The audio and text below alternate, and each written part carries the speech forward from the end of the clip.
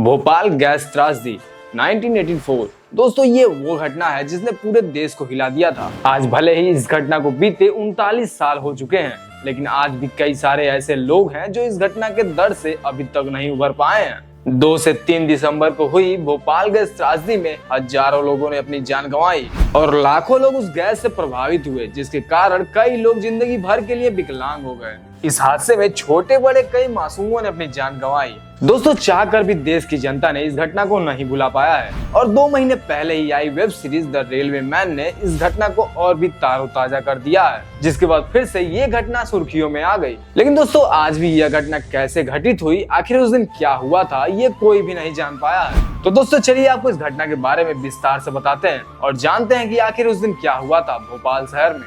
आखिर कैसे कुछ ही मिनट में चारों तरफ कोहराम मच गया और रातों रात लाखों लोगों की जिंदगियां बर्बाद हो गईं।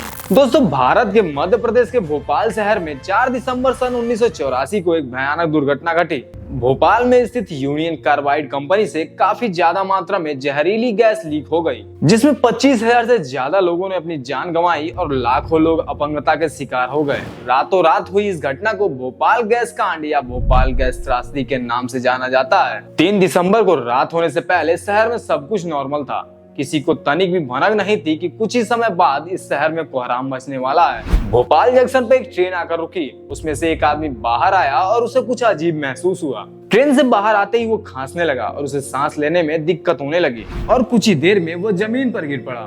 आसपास के लोगों ने जब उसके पास जाकर चेक किया तब पता चला कि उसकी सांसें बंद हो चुकी हैं। यह सब कैसे हुआ कोई भी नहीं समझ पाया, लेकिन उसमें से एक स्टेशन मास्टर को शायद इसका अंदाजा लग चुका था कि आखिर वहाँ क्या हो रहा है। ट्रेन में बैठे सभी यात्री अभी तक सुरक्षित थे क्योंकि उन्होंने अपनी खिड़कियां बंद कर रखी थी और स्टेशन मास्टर ने होने वाले खतरे को भांप लिया और ट्रेन में बैठे सभी यात्रियों को सुरक्षित बचाने के लिए उन्होंने समय से पहले ही ट्रेन को रवाना करने की अनुमति दे दी, जिसके बाद तुरंत ट्रेन वहां से चली गई। दरअसल भोपाल जंक्शन से कुछ ही दूरी पर यूनियन कार्बाइड फैक्ट्री थी, जहां से अचानक 50,000 पाउंड से भी ज्यादा जहरीली गैस लीक हो रही थी। इन जहरीली गैसों में मिथाइल आइसोसाइनेट, हाइड्रोजन साइनाइड जैसी खतरनाक गैसें शामिल थीं। रात का समय था और ये गैस तेजी से पूरे शहर में फैल गई। जैसे ही ये गैस शहर में फैली तुरंत ही रिएक्शन कर गई और लोग इसकी चपेट में आने लगे। शहर के सभी लोगों को सांस लेने में दिक्कत होने लगी, लोग खांसने लगे और उनकी आंखों में जलन होने लगी। कई सारे लोग तो उसी वक्त सांस न ले पाने की वजह से अपना दम तोड़ दिए।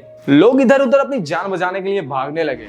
भोपाल जंक्शन पर भी लोगों की भीड़ उमड़ने लगी क्योंकि लोग जल्दी से जल्दी शहर से बाहर जाना चाहते थे, क्योंकि उस वक्त उनके पास एक ही रास्ता था और जिनके पास गाड़ियां थी वो किसी तरह से अपने परिवार को लेकर शहर से बाहर निकल गए। लोग लगातार खांस रहे थे, लोगों को उल्टियां होने लगी थी, सांस लेने में दिक्कत और आंखों में जलन भी बढ़ गई थी। रात के 1 बजे शहर के हॉस्पिटल में हजारों लोगों की संख्या में मरीज इकट्ठे हो गए, जिनकी परेशानियां मिलती जुलती थी, लेकिन डॉक्टर भी इतनी जल्दी पता नहीं लगा पाए कि आखिर इन लोगों के साथ हुआ क्या है और आखिर इसके पीछे का क्या कारण है। इसलिए उन्होंने शुरुआत में सभी लोगों का बेसिक इलाज किया, जिसमें उन्होंने आई ड्रॉप और एंटीबायोटिक दिए, मगर उसका कोई खास असर न हुआ। उस समय अस्पताल में केवल 1200 बेड ही मौजूद थे, मगर कुछ ही घंटों में हजारों की संख्या में मरीज वहां पहुंच गए, जिसे देखकर सभी लोग हैरान हो गए। जब डॉक्टर ने यूनियन कार्बाइड कंपनी से पता किया तो कंपनी से गलत इन्फॉर्मेशन मिली।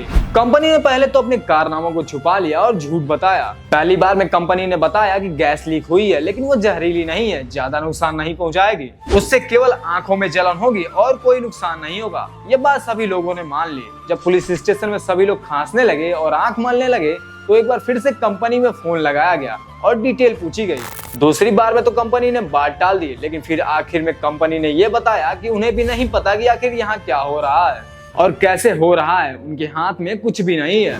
चारों तरफ अफरा तफरी मची हुई थी। अब हॉस्पिटल में 4000 से ज्यादा लोग पहुंच गए थे और वहीं दूसरी तरफ भोपाल जंक्शन पर किसी ने भी ट्रेन को स्टेशन पर रुकने नहीं दी, जिससे कि ट्रेन में बैठे यात्रियों को नुकसान न पहुंचे।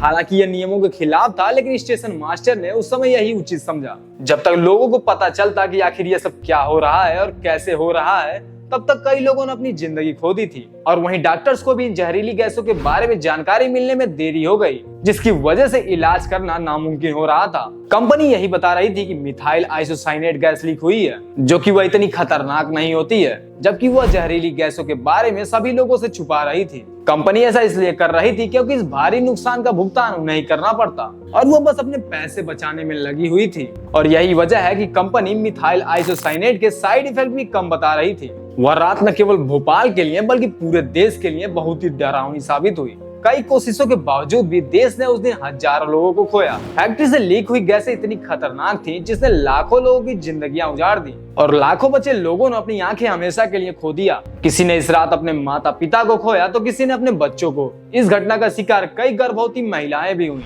और गर्भ में पलने वाले बच्चों को भी नहीं बचाया जा सका।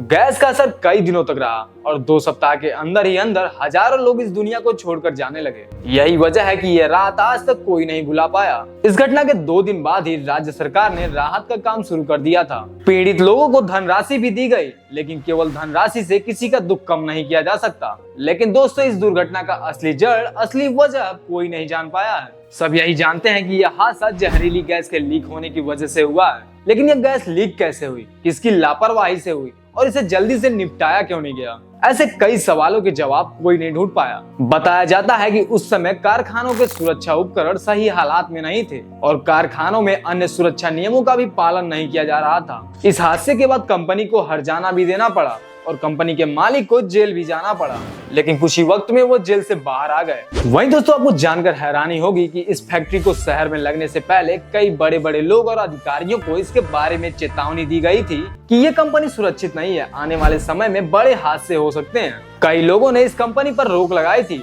लेकिन उनकी आवाज किसी ने भी नहीं सुनी और कंपनी के खिलाफ कोई कदम नहीं उठाया, बल्कि कंपनी को शहर में लगाने की इजाजत मिल गई और इसका वही नतीजा निकला जिसे कई बेगुनाह लोगों को भुगतना पड़ा। तो दोस्तों, ये थी 3 दिसंबर 1984 को घटित हुई भोपाल शहर में दिल दहला देने वाली घटना, जिसे आज भी कोई याद करता है तो उसकी आंखें नम हो जाती हैं। तो दोस्तों, आज के लिए बस इतना ही। अगर वीडियो पसंद आई हो तो वीडियो को लाइक और चैनल को सब्सक्राइब करके जाइएगा और कैसी लगी आपको वीडियो कमेंट में जरूर बताइएगा। तो फिर मिलते हैं नए वीडियो के साथ, तब तक के लिए जय हिंद।